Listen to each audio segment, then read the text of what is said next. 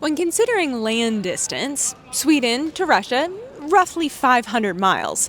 And though that distance geographically is significant, the threat that Russia poses to Sweden is very much real and felt here in Sweden. Standing in Stockholm, where I had the opportunity to interview the Swedish Minister of Defense, Minister Jonson, and ask him not only how Stockholm and Sweden as a whole are preparing for Russia's threat to Europe, but also as the newest member of NATO, how Sweden really has become a model for other NATO countries when it comes to defense spending. Well, Defense Minister Jonson, thank you so much for taking the time to talk. This is a really critical time for all of Europe, of course, but especially for Sweden. You all are the newest members of NATO, and yet you are outperforming many of your other NATO members. Explain just a little bit about that decision for Sweden to join NATO and why you're taking such an aggressive approach to really set the bar so high for your fellow members. Well, thank you for having me on. Listen, Sweden is safer and NATO is stronger, but us as an ally, so we greatly appreciate that. We feel warmly welcome. The reason why Sweden joined NATO was because of Russia's full-fledged invasion into Ukraine.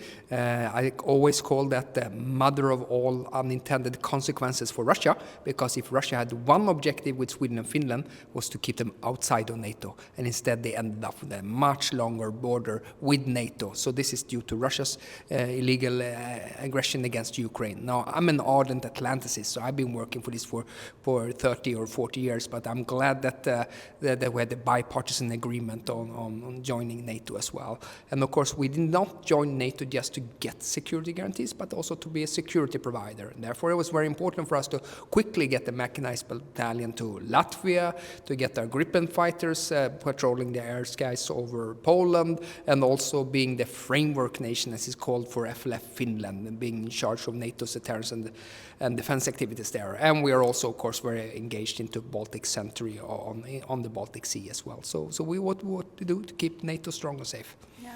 Speak a little bit, if you would, because I think, for an American audience, Russia's very far geographically from us. Yeah. It's not from you all. Really, Russia is at your door. How does that change your mindset, your preparedness, specifically on the military front, both when it comes to defense, but then even just when it comes to preparing a community and a people for the possibility of an attack? Sure. Okay. First and most important, we get it. This is a time for us to take a larger responsibility for Europe by creating a stronger European pillar inside NATO, because the US also have security challenges elsewhere, and not at least in the Indo-Pacific. And therefore, we put our money where our mouth is, so we double our defense budget in 4 years' time. We've been going up to 43% in our procurement figures, and we increased our defense budget with with almost 20% this year. So we are aggressively investing in internal security, but it's necessary that Europe does that after decades of negligence and underinvestment. So this is a healthy sign. Now, what we are concerned with is that we see Russia was not impressive on the battlefield in Ukraine, because last year they were only able to take 0.4% out of the Ukrainian territory at a loss of 300,000 casualties. That be it as well. But they have tenacity, they have resilience, they put their economy and their defense industry on the war footing, they act recklessly, they take political and military risks. And the best way for us to secure and live in peace is to invest into our security, but also supporting Ukraine, because supporting Ukraine is actually both the right thing to do and the smart thing to do, because Ukraine is pretty well pivotal for whole of Europe's security. But also on Ukraine support, it's us Europeans who have to shoulder a larger responsibility. Because in the end of the day, we have to remember Europe has 10 times the economy of Russia. Of course, we should shoulder a larger responsibility inside NATO. Yeah. One of the newest threats in this war is, of course, the drone threat. And this is something, of course, Poland now and Estonia have faced firsthand. How is Sweden responding to that and helping its allies within NATO? Quite aggressively, I must say. We had our Gripen fighters over the airspace of Poland, and Poland is, of course, a frontier state, and therefore we learned a lot about the drone risk there, because there's something called the NATO mission, which is a NATO mission to support Ukraine, and we patrolled the air skies. We picked up skill there. We were able to provide assets and capabilities to Denmark right now, which is important when it comes to EW and when it comes to various forms of air defense systems. And we have a strong defense industrial base, since there's no other country of 10 million who can produce fighter aircraft, submarines, surface vessels, IFVs, and artillery systems. And that's greatly helped to have that kind of technological base domestically, but also supporting Ukraine and also supporting our other allies. Yeah. I want to ask you to comment on President Donald Trump. We have seen that relationship between Trump and Zelensky really evolve, of course, over about the past 8 months. We think back to that meeting that they had at the White House in February, very, very tense, to now, just over a week ago, President Trump writing that he believes that Ukraine can win back every bit of territory Russia has taken. Your response to kind of that evolution of relationship, and then also the president's most recent comments on the fact, really, that he thinks Ukraine can win this war? Well, listen, increasing alignment, and we're grateful for that because we mistrust Putin, because we see his lies, and he does full-scale invasion against Ukraine, but he also attacked other allies such as Georgia and so forth.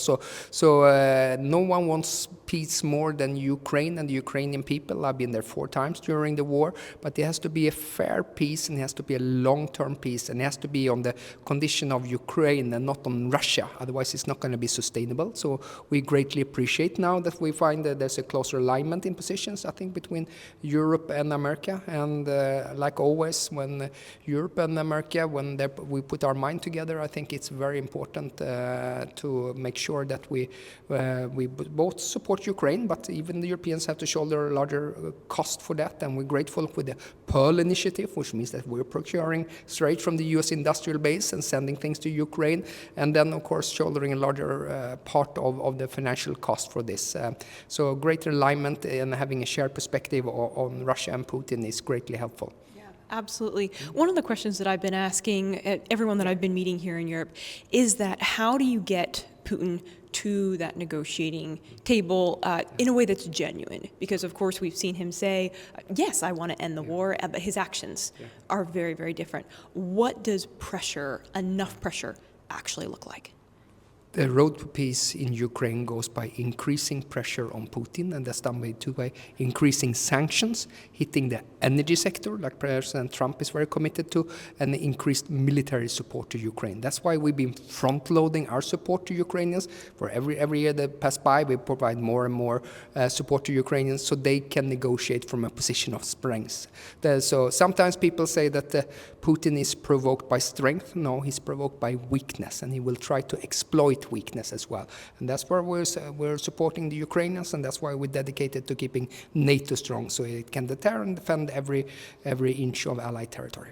Defense Minister Jonson, thank you for your time. Thank you for having me on. Thank you. Appreciate you. Thank you so much.